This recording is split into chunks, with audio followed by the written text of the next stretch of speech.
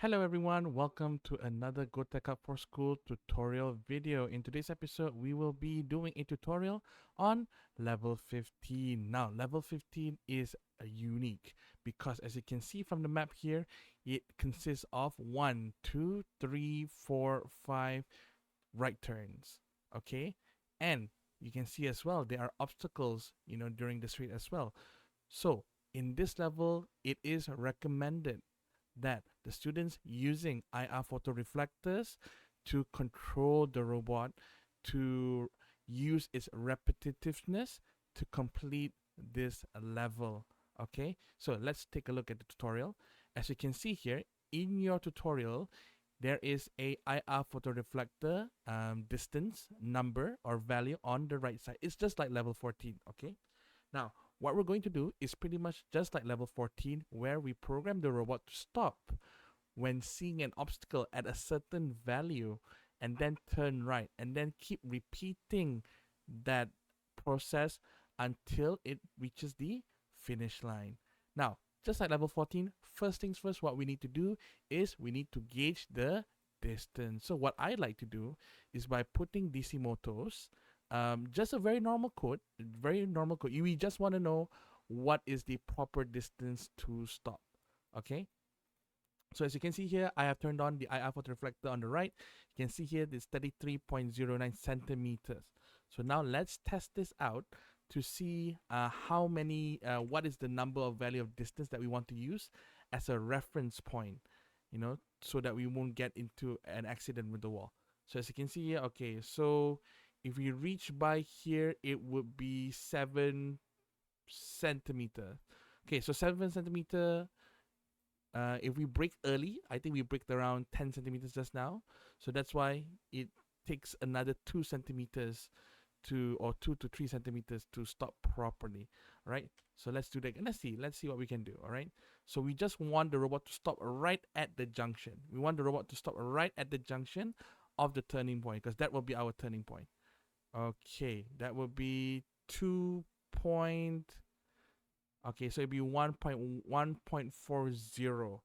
Okay, it'll be 1.40 centimeter. That will be our turning point to turn to the right. Okay, now that doesn't mean that we need to brake at 1.42 meters because that will be too late for our robot to brake. Okay, so we need to brake it earlier. So what I will do is I will add a bit more distance. So maybe let's do 7. Let's do 7 centimeters. Let's make the robot stop at 7 centimeters, 7.5 centimeters, so that it can stop completely here right at the edge. So what you can do, like I said, first things first, we need to gauge the distance first. Okay. So after that, what do we do? So I actually completed the code. So as you can see here, this is the answer code for this particular level, and you can see here I have combined a few sections. So first things first, we have a forever block. Okay, just like for level 14, the reason why we put a forever block is so that the robot will repeat the code non-stop until it reaches the finish line. It's very, very important. Okay, forever block is very important. If you don't put it, the robot will only do this thing once and then it will stop. So we need the robot to repeat this process until it finishes, until the finish line.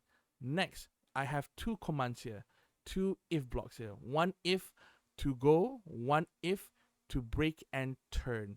Okay, remember, if you're very confused on what to do, first things first, take a piece of paper and write the situation. Okay, if robot sees wall, brake. If robot don't see wall, don't go forward. But this level, because it requires turning, so we need to add one more. So if don't see any wall, move forward. If see wall, brake and turn. Yeah, so you can see there's two scenarios. Okay, first scenario, if don't see wall, move forward. If you see a wall, brake and turn. Okay, so these are our two scenarios. Okay, so I usually recommend that for any if situations, that you put the most used commands up first. And this one is quite rarely used, so we put the first command that is usually highly used first, and then we will follow it up with the second one. Okay, this is just like level 14. Okay guys, this is just like level 14. So if you're still confused on how do I put this thing, let me show you as well. So these values, you can get it from the operators command here. You can see there's less than and more than. So you drag one, you put it here into the slot right next to if then, and then you go to your sensing block.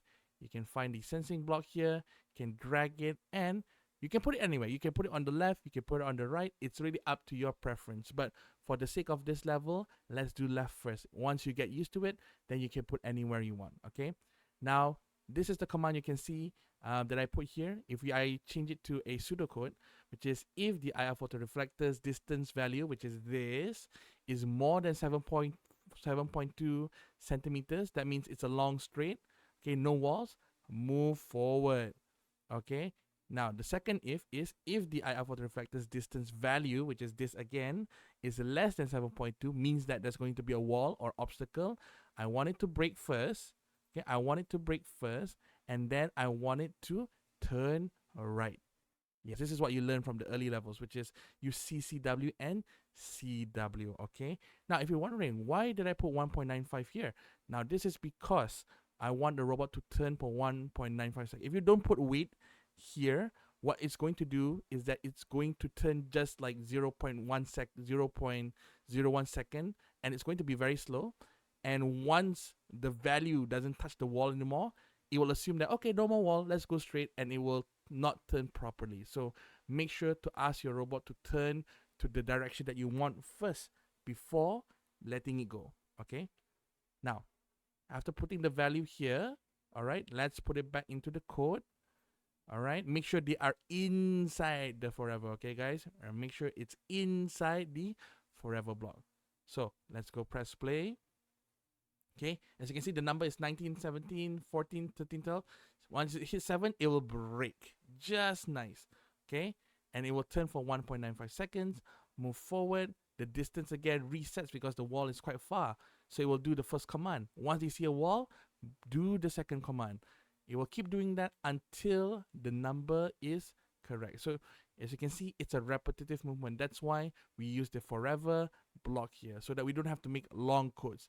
Just make simple, short, understandable codes. That is the goal here. Okay guys, efficiency in coding is very, very important. That's how you become a very good programmer. Okay, so now as we were about to finish going to the portal, to the finish line, okay, the robot should be able to get all points and get in, and there you go. That is how you solve level 15. Okay, so I hope that you understand this level. Please feel free to comment if you don't understand, and I will see you for level 16.